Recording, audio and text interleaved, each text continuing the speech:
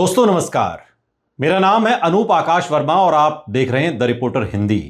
अयोध्या के राम मंदिर में कथित चढ़ावा चोरी मामले में पुलिस ने 8 आरोपियों को गिरफ्तार किया है और जांच जारी है। मामले की जांच एसआईटी कर रही है और कथित वित्तीय अनियमितताओं की जांच का दायरा बढ़ाया गया है।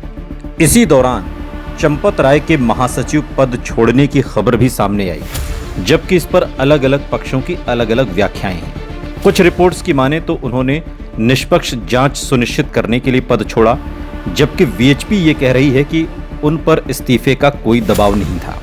राजनीतिक दृष्टि से देखें तो ये मामला बीजेपी के लिए निश्चित रूप से असहज स्थिति पैदा करता है, क्योंकि राम मंदिर केवल एक धार्मिक परियोजना नहीं बल्कि बीजेपी की दशकों पुरानी राजनीतिक और वैचारिक पहचान का भी प्रमुख प्रतीक रहा।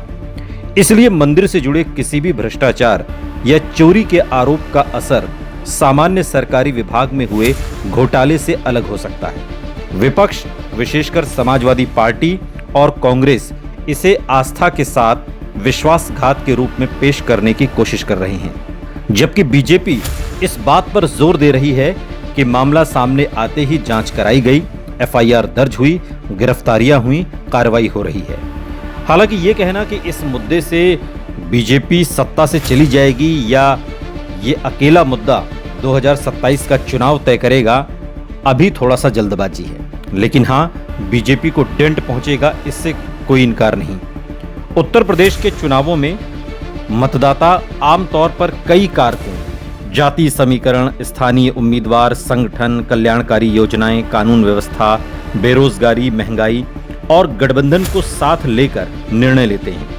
एक बड़ा विवाद चुनावी माहौल को प्रभावित कर सकता है, लेकिन अकेले उसी के आधार पर पूरे राज्य का परिणाम तय होना असामान्य लगता है।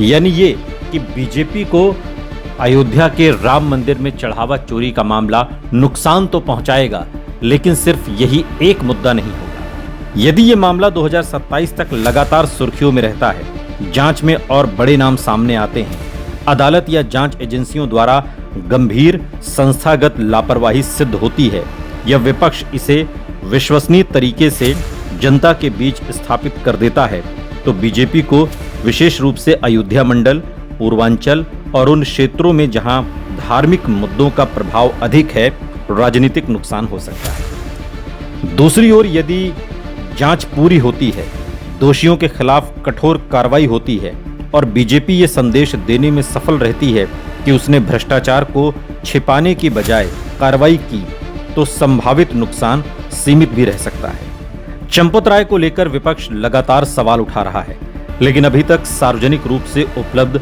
जांच दस्तावेजों के आधार पर यह निष्कर्ष नहीं निकाला जा सकता कि उन्हें किसी ने बचाया या उनके खिलाफ आपराधिक जिम्मेदारी स्थापित हो गई। ये जांच का विषय है और इसका अंतिम निर्धारण जांच एजेंसियां और न्यायालय करेंगे।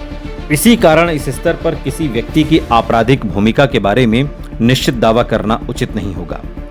चुनाव प्रभाव के संदर्भ में एक संतुलित आकलन ये भी है कि ये मुद्दा विपक्ष को बीजेपी पर नैतिक और राजनीतिक हमला करने का एक मजबूत अवसर देता है।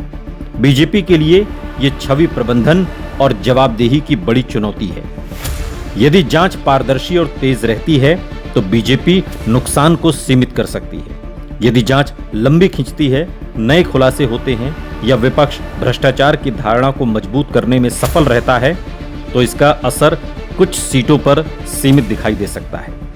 लेकिन वर्तमान उपलब्ध तथ्यों के आधार पर यह कहना संभव नहीं है कि केवल इसी मुद्दे के कारण बीजेपी 2027 का चुनाव हार जाएगी या सत्ता से बाहर हो जाएगी। इसलिए अभी सबसे सटीक निष्कर्ष यही है कि ये मामला बीजेपी के लिए राजनीतिक रूप से संवेदनशील और संभावित रूप से नुकसानदायक है, लेकिन इसका वास्तविक चुनावी असर इस बात पर निर्भर करेगा कि 2027 तक जांच किस निष्कर्ष पर पहुंचती है, दोषियों के खिलाफ क्या कार्रवाई होती है और विपक्ष इस मुद्दे को मतदाताओं के बीच कितने प्रभावी ढंग से रख पाता है।